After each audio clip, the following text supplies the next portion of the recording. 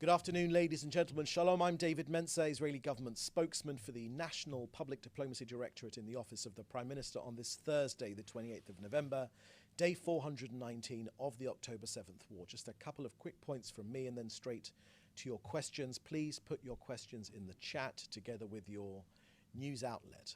As you know, the ceasefire agreement in Lebanon came into effect yesterday morning. Allow me to share with you some additional details released from last night. From Israel's perspective, we have made clear our desire for this cessation of hostilities to prevail. But at the same time, the IDF is operating determinedly to any violation of the ceasefire. Fire will be met by fire, peace will be met by peace. IDF soldiers are still positioned in southern Lebanon, in villages and areas from which the forces will gradually withdraw in accordance with the agreement. Our Air Force are still in Lebanese airspace, gathering intelligence and prepared to act whenever and wherever necessary. Our armed services are enforcing the ceasefire agreement. That is the difference between now and 2006. The word is enforcement. When identified suspects approach our forces, IDF have fired warning shots in restricted areas as well as detained suspects. To make this point, Hezbollah's suspect operatives were apprehended in the village of Tir Kharfa and are being interrogated. IDF have shared their guidance for Lebanese residents to stay safe, particularly at night and in areas where our forces are positioned. The ceasefire agreement is structured to be gradual, and the army will update residents in Lebanon when it is safe to return to specific areas. Now, looking at international media coverage of this ceasefire deal, much of it admits that the murderous terrorist organization Hezbollah dragged Lebanon to the place it finds itself in today. We've been asked from this office for Israel's achievements which have facilitated this ceasefire agreement. And here they are, heavily degrading Hezbollah's launch capabilities and its strategic assets, its leadership, eliminated its ability to rearm and resupply, severely disrupted Hezbollah's plan to infiltrate Israel, a plan that was meticulously planned, awaiting its activation by Iran, has been foiled. Hezbollah was Iran's strategic asset right on our border. Billions in Iran's assets were invested in Hezbollah. The tyrants of Tehran have lost that strategic asset. Thousands of rockets destroyed, naval missile weapons, manufacturing destroyed, aerial units for launching UAVs destroyed. From Israel's perspective, we will adhere to the agreement, but we will also enforce it, enforcement being the operative word. And lastly, on Kogat and aid going into Gaza, I can share with you our latest figures as of today, just now before we came on air. 12 bakeries are operational in Gaza, 8 in central and southern Gaza and 4 in northern Gaza. Yesterday, 158 humanitarian aid trucks entered Gaza. 63 trucks were collected from the Gazan side of Kerem Shalom by international aid organizations. But still, our latest figures from today are that 750 trucks worth of aid are awaiting collection on the Gazan side of Kerem Shalom. 750 trucks of aid just awaiting collection. Kogat have made clear that if aid organizations send in lorries, we will facilitate their entry so that this aid can be distributed. 6 tankers of cooking gas also went in. A convoy of 38 trucks entered Gaza directly through Gate 96. And patients and caregivers exited Gaza through the Kerem Shalom crossing for treatment in Jordan and the US. Just a reminder, an update, in recent months, 862 patients and their companions have gone through Kerem Shalom, through the crossing there, onto Jordan, Romania, the USA, UAE, and other countries. And I wanted to take this opportunity on behalf of Israel to thank the Hashemite Kingdom of Jordan and the USA for spearheading this vital humanitarian operation.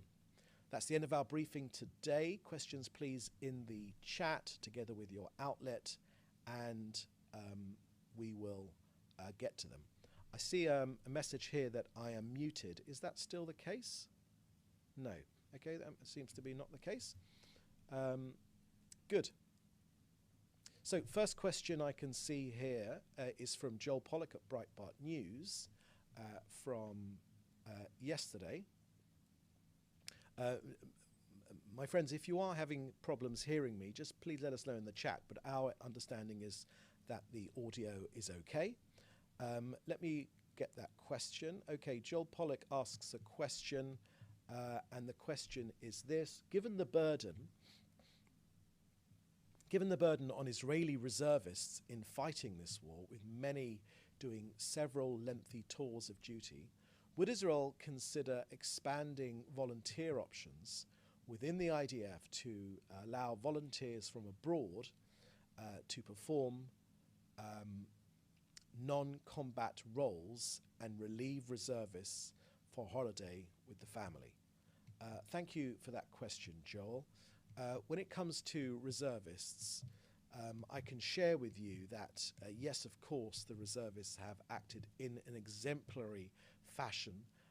They've acted in a heroic fashion, at immense sacrifice as well, and also there have been immense achievements which they have made. They are literally putting their lives on hold, leaving their families, wives, sometimes husbands and children, and sometimes losing jobs as well. Some of them are losing friends. We've lost 806 of our armed forces from this war. You know, Israel is a people's army, but we also know that their determination and their readiness and their fighting spirit, the spirit of sacrifice and heroism, deserves our support. The Prime Minister's made this clear. They support us so much, with so much sacrifice on behalf of the country, that the Prime Minister has made clear that he wishes to pay them back. I can tell you now that the government is preparing a national plan to support the reservists and especially their families. Their sacrifice and heroism, and that of the regular army as well, who are the foundation to ensuring our future and our country. And to your second point about volunteers from abroad, there are in Israel's history many stories of volunteers coming to support Israel in its time of need. There is a long tradition of that. They are legends, some of these stories, and even today they are legends still, people that have answered the call and come to volunteer here in Israel. There are many existing of these programs, but I will certainly pass your comments on to the IDF and also the government as well, so they can be shared and looked into. Second question from Joel Pollack at Breitbart News. Today is Thanksgiving in the US, the second Thanksgiving in a row which there is a truce or ceasefire in Israel in some fashion. Does Israel have a Thanksgiving message to offer? Thank you for that opportunity, Joel. Let me wish all of our American watchers, and also let me wish the people of the United States of America and the government of the United States of America a happy Thanksgiving. I know it is a tradition in the US to say what we are thankful for, and while I am not a US citizen, let me say on behalf of the State of Israel what we are thankful for. We are very grateful for the ironclad commitment and friendship and union with the United States of America. They have stood by our side in difficult times and in good times, none more so than in the last 419 days. Our Prime Minister has made this clear. Our President has made this clear. No one here in Israel will ever forget how Joe Biden got on a plane a few days after the massacre and shared his feelings and views of the appalling atrocities which our people experienced on that day, and for the way which they have stood by us till today in these negotiations right now to create this ceasefire. We are grateful for what they have contributed, and we look forward as well to the next administration and President-elect Trump, who also has his own very long record of some phenomenal partnership with this country. None of us here in Israel will ever forget the fact that he moved the embassy of the United States from Tel Aviv to its rightful place in our eternal capital of Jerusalem. And none of us as well will forget the Abraham Accords, and we look forward. We will always value the bipartisan relationship between our two countries, but the Abraham Accords were very much a President Trump initiative, and we look forward to that being taken forward, and we look forward to a more peaceful future. So we would like to say on this Thanksgiving, thank you to the United States of America. So that seems to be the last question here today. Thank you for joining us. In the meantime, the next briefing will be next week. In the meantime, you can contact us in the usual way for interview or for comment. And in the meantime, please do stay safe, and happy Thanksgiving to our viewers in the States. Thank you.